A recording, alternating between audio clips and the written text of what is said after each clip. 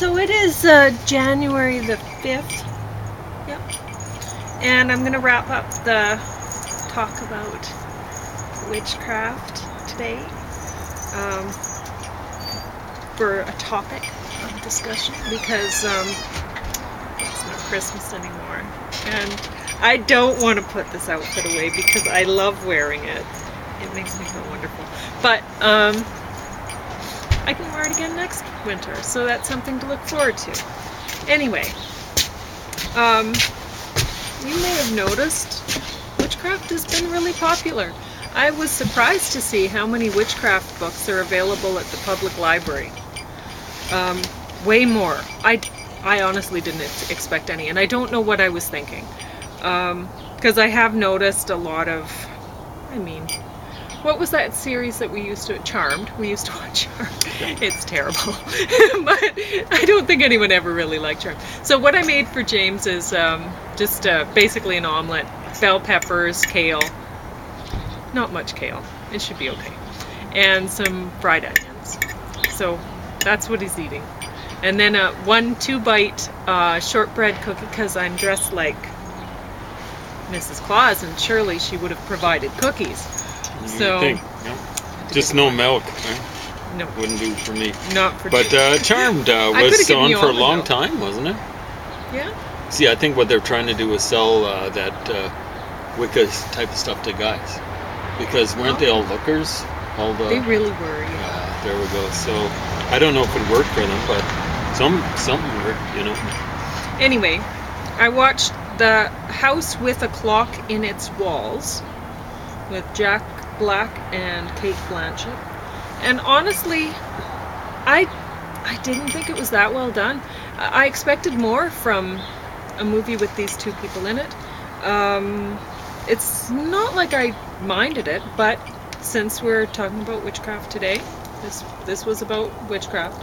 And there's a little 10-year-old budding witch.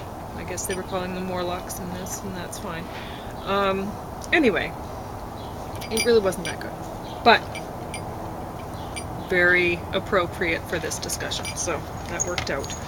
Now, I watched that just after we were watching this yesterday, and, well, I slept through a good portion of it, but I caught the gist. Anyway, I enjoyed it. What did you think about it? It was okay. Yeah, so that's Once Upon a Time, the complete 7th and final season. Honestly, it's every time I watch it, I'm like, oh, I feel so embarrassed that I watched this. But yet I keep going back to it. So, and I guess I won't have that opportunity anymore because this was the final season. We watched the first season, I'm pretty sure. But I think we've watched every season. Yeah, because it was just after I got out of getting treated for cancer. So I'm going to talk about these witchcraft books a little bit. This was the most recent one that I read. So this is Wicca Made Easy, Awaken the Divine Magic Within You by Phyllis Currett. And she's a best-selling author. Is that what it says there? Yes, best-selling author of Book Holy of smart. Shadows. So, Of Golden Shadows? yeah. I like that. No. What is that? Book of Shadows. I like Golden Shadows better, but... Well, we're going to have to write one for you. Yeah. That's James's new book title. Yeah, it's kind of like Golden Shadows. oxymoron. It'll be a book about maybe witchcraft that's done in the day. Yeah. Yeah, like when you're aiming your spells at Zeus. Something like that. Something yeah. like that. Apollo. I think he was the god of the sun.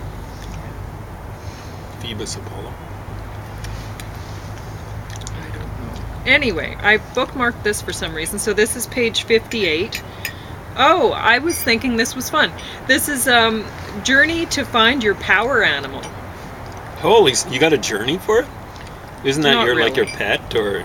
Well, it's no, not really. No, you're thinking of how witches have cats and whatever, right?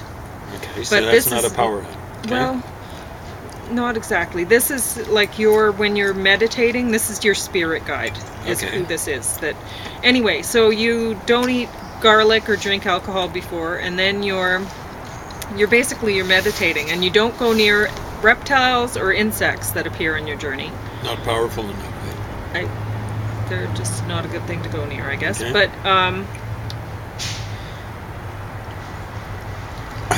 But some can come to you as helpers. So there might be turtles or non-poisonous snakes or lizards or butterflies or bees or ladybugs or something that'll come to you if you're looking for and help you along your quest. But you don't go to them, I guess. So anyway, and I guess it's clear along the process. So I don't know, I think it's pretty fun anyway. It's a fun little meditation, and what's the harm in that? I can't see any harm. But anyway, so a lot of that sort of thing I read about, and I'm like, oh, well, gee, that's, if my teenage daughter was doing a little meditation trying to find her power animal, well, good for her. Like, what kind of trouble could you get into? So anyway, and then there's page 158 and 159, though. Practice dancing with the horn god. Now, if you're... this is why I put this in a book, because you know that this kind of book is going to go home with, like, a 14-year-old girl. Now, for the most part, I mean, I'm not a 14-year-old girl. It went home with me. But, and 14-year-old girls' parents looking at this, finding what?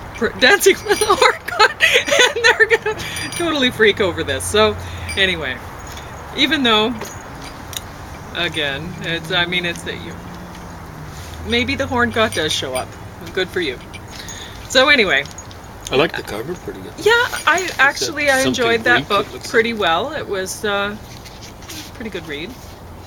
It wasn't my favorite of the bunch. I'll talk about my favorite of the bunch last. Oh, and there was another one that I liked that I thought was a little bit, I don't know.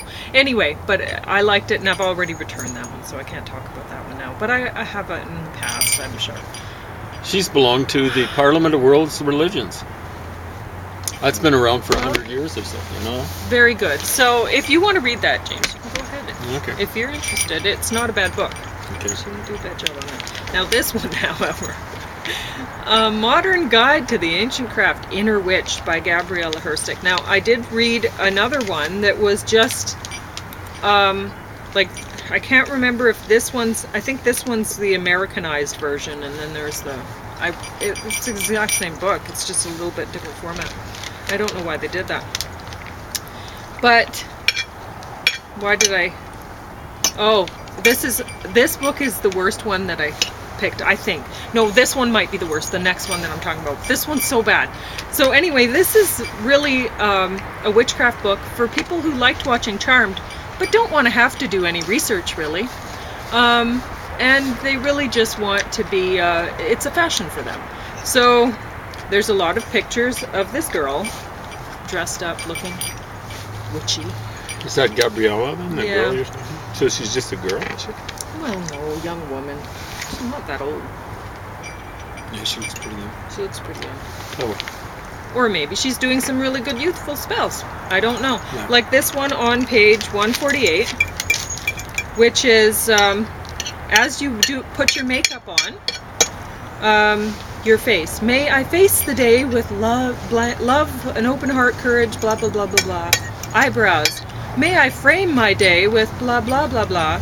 Eyes, eyeliner, lips, cheeks. You get the point. So, and then spiritual style is the next chapter in the book, 149. And on page 155, I shouldn't really use these as bookmarks. I'm going to rip a page one of these days. But they work really well. So, page 155, accessorize your look. So, first talking about talismans. And here she is looking witchy. A great big full page picture of her looking witchy. She's carrying around probably a sage smudge. Anyway.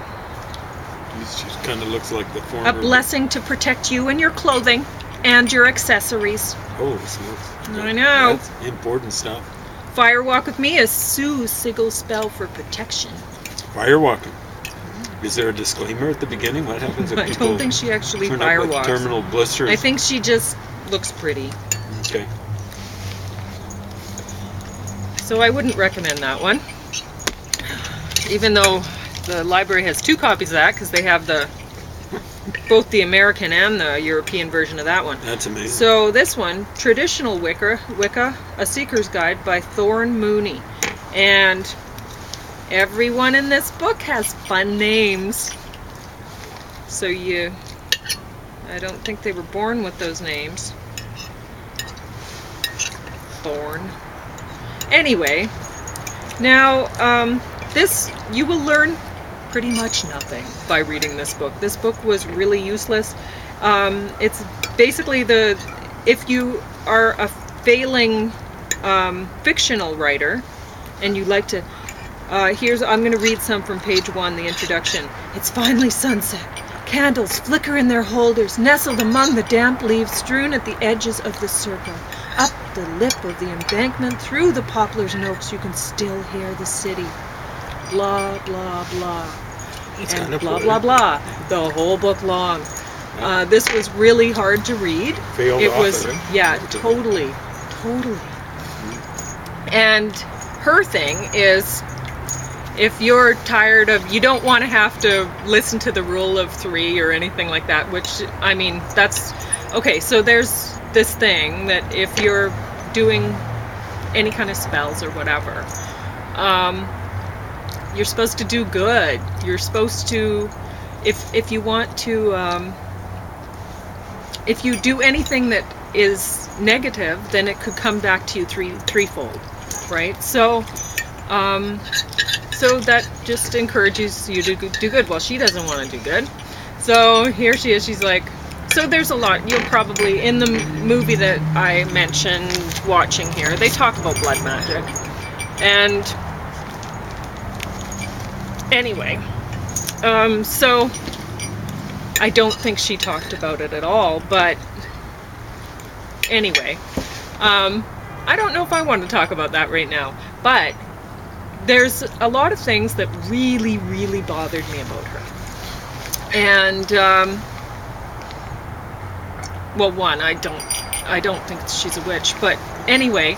She's got a grad degree in religious studies. Yeah, I know, but... Not a sad... And she was talking about how, in this book she mentions, it's not all about, she's like saying it all offensively or whatever, writing it offensively, like, it's not just teenage girls who get into witchcraft, but she talks about how long she's been in witchcraft and stuff, and it's like, yeah, you were a teenage girl when you got into it, you just didn't get out, you know? But whatever, that's fine, I don't care about that. But, she'll mention things like, talking about, like, she's a priestess, right? She has her coven. And if she's saying, you're supposed to feel uncomfortable when you are doing your sky-clad coven work, then it's not supposed to feel comfortable. And a lot of witches are into sex magic. I mean, you got to raise the power somehow. It can be dancing, it can be singing, it can be even just listening to music or meditating about something that makes you feel really strongly. It doesn't have to be having sex, but at the climax, your spell is released, right? So anyway, that's the gist of it. And a lot of people who are doing the witch magic, they will do that. And I suspect she's doing that, skyclad. Driving irresponsibly on the freeway. Would that be powerful enough? You know, that probably would. You'd have to, I don't know how you could work that, because you're having to get your energy from the earth. So how could you pull that? You know what? You work on that. You're actually getting your energy out of you. Well, you can work on that one for your Golden Shadows book and try to see what you can come up with. Because honestly, anyway. See, one of the groups that were first involved in this kind of stuff. We're not making fun of witchcraft. We're called the Golden Dawn, right? Like William Butler Yeats, I think, kind of belonged to that, or I don't know. I can't remember. I was reading a lot about that sort of thing when I was young. I was into more of the darker stuff. But anyway, so I didn't mention Aleister Crowley at all because I don't think I don't think any of his books were available, and they're not At the really library? readable. Yeah, I can look into it. Oh, I'll look into it, well, but they weren't. Got to be right at the offhand. university library, right? Bigger Probably. collection. Yeah, if I look through TAL, I can probably get some. I'll see what I can do for you guys. But man, they are a tough read. When I was a teenager, I bought a whole bunch. I don't know how many books he wrote, but I must have read half a dozen or something. That's impressive. So How old were you? 50? 50? I guess so, around there, Wow, 14, that's 15. impressive. So anyway, I got these books and I read through them, and I've always been a reader. So has James. We were always reading above our age level. So anyway, so Still are? Well, I don't know. Anyway, I go through them fast. Well, So I mean, I still read comic books too. I mean, Yeah. the fact you're reading above your age level doesn't mean you can't read below it.